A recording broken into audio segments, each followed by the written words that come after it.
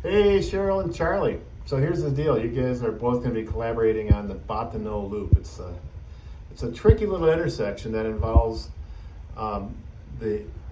But we'll just start. The runners are going to start coming from over here at the high school, and then they come up. Half marathoners are going to go around the loop like this, and then go off on the course.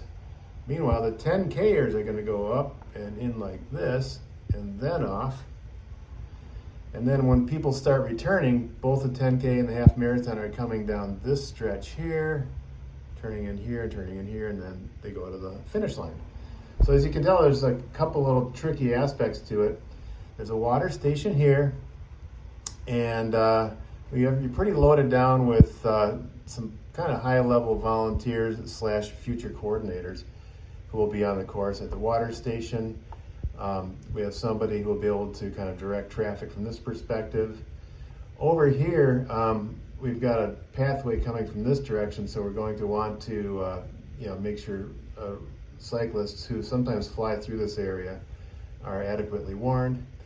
And then the same up in here at this intersection, we have a volunteer that you'll have access to in this space. And moving it forward, there's the other intersection where you can turn left when you're completing your race, or when you're going out onto the course, you're going this way. And this may or may not require a person, but I feel like it could. So anyhow, you can see that we're trying to accomplish a lot in this space.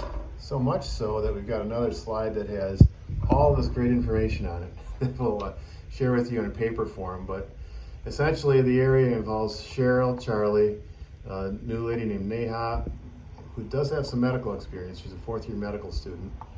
Kate, Chris, and Kristen. Some of these people have responsibilities in different areas of the course and will come here later on in the course and help out at the water station. And what else am I missing, Caleb?